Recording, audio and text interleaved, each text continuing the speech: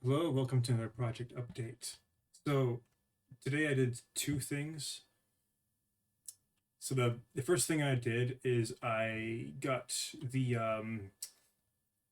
so last video I created a actually I did this on video. I created a second raycast for the wall detection system, which is like it's the system that I use for a couple of things. I use it for detecting if the player is like facing like a climbable wall. I also use it for if the player is like rolling into something that reacts to be rolling into to being rolled into, like a crate, for example. So, like, for example, if you roll into this crate, it breaks, and that uses the wall detection one of the wall detection raycasts. But so the reason for the second one is because yesterday there was this we discovered this issue where the player if the player is like climbing on a vine and so yesterday there was one raycast that was like around knee height, and what would happen is I would be able to climb onto these vines here, and then I could like hang off of the top there, and it would look really weird because it's like his feet would be on the vines and his hands would be kind of just floating up in the air next to it. He'd be behaving as if he was like still on the vines, but so now there's a the second raycast is active, and it makes when you're climbing the vines, it makes sure that both raycasts are touching the vines. And so now if I climb up, he lets go. That's pretty much what I did. The second thing I did is I did a lot of code refactoring. I can't really show it to you because I don't want to expose how messy my code is. It's not too bad. I don't think actually it's a lot better now. But you kind of just gonna have to trust me on this when saying that I did. It's not so much that I rewrote stuff, but I changed some references around and made it so that. All right, so I could probably show you one at least one example. So hold on, let me see if I can find it.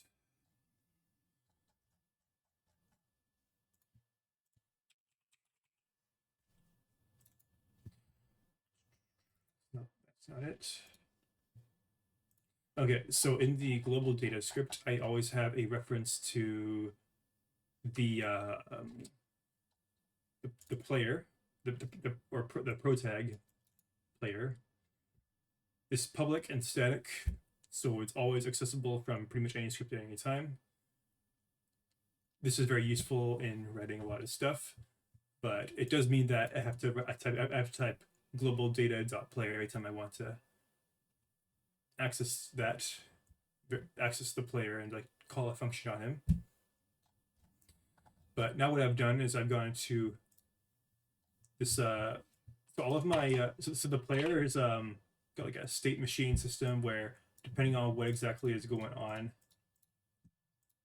the player like behaves differently. Like if he's like just walking around, then he's in a normal state. If he's airborne, then it's an airborne state. If he's in water, then he's like swimming and is like water state.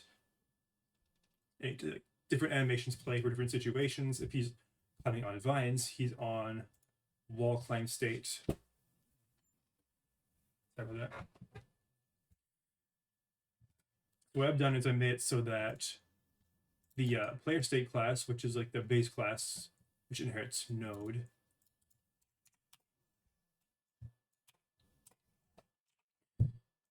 it has a reference to the player, which is basically just player is equals GlobalData.player. And now that I've established an internal reference to the player, I can pretty much just say player dot whatever in the functions that make use of the that like use data that's on the player object or functions that are like in the player object. Originally, I would always do global data.player but now I can just say player dot yada yada. That's pretty much all I've done today. I'll see if I could probably.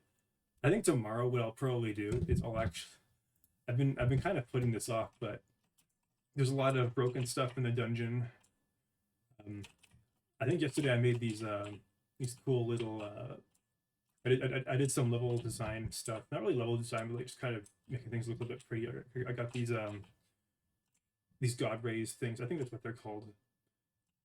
Makes it look a little bit cooler. Got some nice little compliments from people in the comments.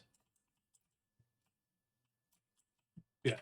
So there's supposed to be like a puzzle over here where you solve it and it opens like a door down here. I think that's what I'll focus on tomorrow, and hopefully I'll be able to get that done. And yeah, I'll see you next time. Bye bye.